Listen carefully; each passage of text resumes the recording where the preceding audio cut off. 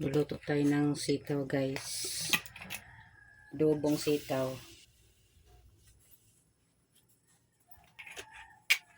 Yan. Sana natin yung ating mga ingredients. Ayan.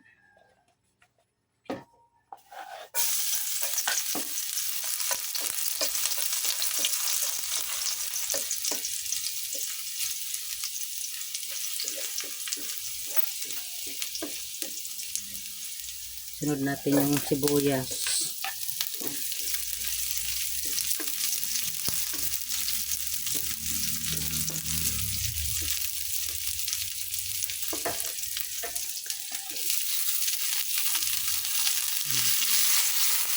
Naniwala ka ba, guys, kapag kumain ka ng sitaw ay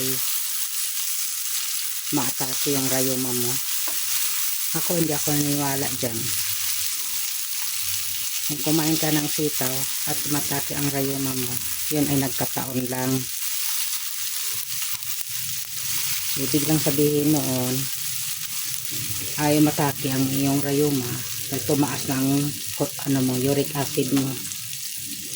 Tumaas ang uric acid mo. Kaya ang gawin mo, tapos bawasan mo kumain ng isda na walang kaliskis. Dahil yun, mataas ang uric acid din sa mga isda na walang kaliskis. Dahil ako, subok ko na. Dati, walang araw na hindi ako kumakain ng galunggong. Pag may budget, nagtutuna kami. Sasabaw ako ng tuna. Minsan pa, nagkikilaw kami ng tuna.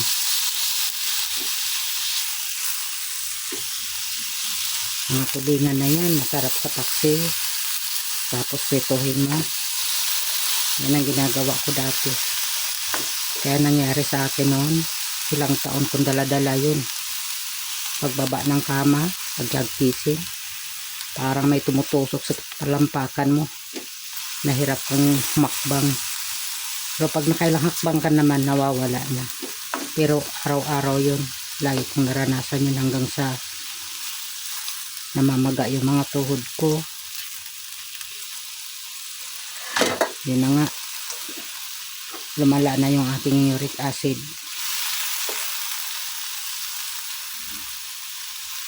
May isang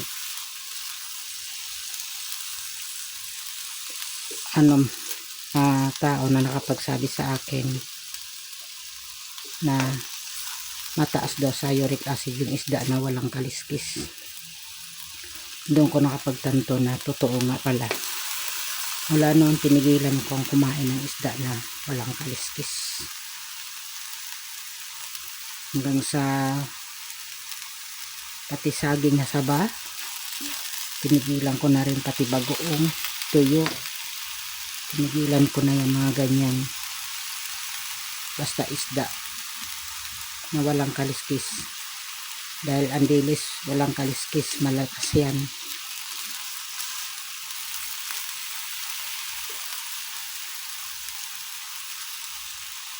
Taon na rin akong hindi kumakain ng isdang mga walang kaliskis, lalo sa mga tuna. Kain man ako ng mga gutulingan pero pakurot-kurot lang, pero yung sabihin marami, hindi na. At galunggong, wala noon, normal ang aking wala na akong uric acid.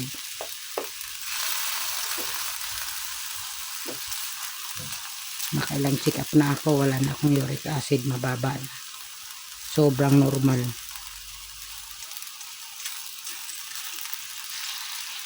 Kaya huwag tayo magpaniwala sa mga pagkain na sa gulay na kakarayuma ka. Wala yan, diyan totoo. Sa kinakain mo yan na isda na walang kaliskis.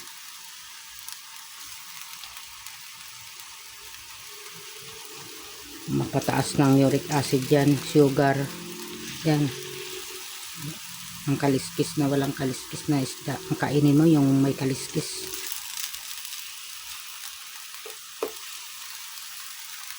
Pero depende pa din tilapia, malakas sa ano yan, uric acid yan. Pwede pa to, bangus, dalagang bukid, yan.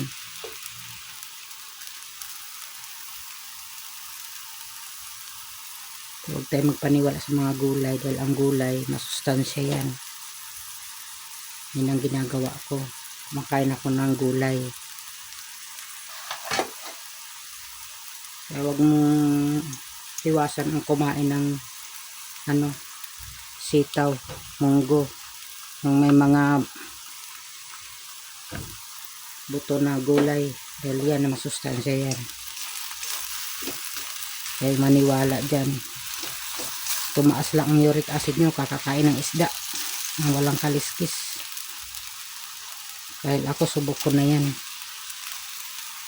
Ayun. Gulay tayo na magulay, walang pili sa gulay.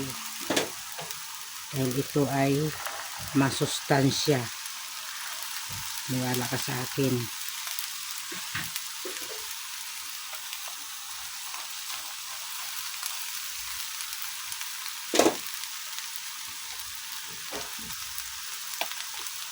Lagyan natin siya ng toyo. Adobo to.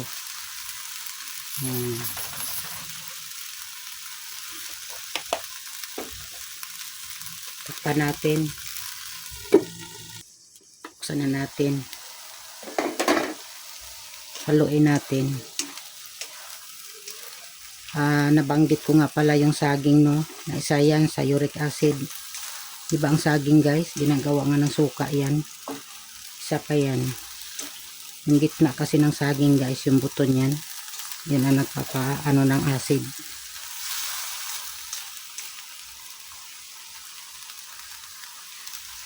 Yan. Pwede kayong kumain ng saba. Tanggalin nyo lang yung buto sa gitna. Mga sausawan na yan. Hindi maganda sa kalusugan yung mga sausawan na yan. Lalo mga suka. Kahit sino kung kanino ka magtanong yung suka, hindi maganda sa katawan.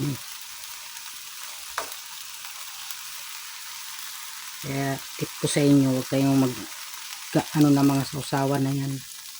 Kung gusto mo pang humaba ang buhay mo, ingatan nyo sarili nyo. Kung mahal nyo ang sarili nyo, ingatan nyo. Mahirap magkasakit. Lagyan natin ng patis. Huwag na tayo maglagay ng asin kasi may toyo na ito patis. Takpan natin ulit. Patunayan ko na yan sa sarili ko na hindi bawal kumain ng gulay na may buto. Munggo, sitaw, beans, kahit ano. Hindi bawal sa may marayuma. Nagkarayuma ka dahil sa isda na kinakain mo na walang kaliskis. Sa karne, hindi bawal kumain kahit may rayuma. Hindi yan bawal. Bawal yan sa may high blood. Totoo yan. Hindi sa karne nakukuha ang rayuma. Mamantika yan. Paano walang acid yan? Paano ka magkakarayuma walang acid yung karne? Sa mga asim yan, mga asim na mga pagkain, doon nakukuha ang acid. Then mga rayuma na yan. Kakakain mo yan ng isda. So yun, totoo na. Tips ko sa may mga rayuma, mataas ang uric acid mo sa kakakain mo ng isda.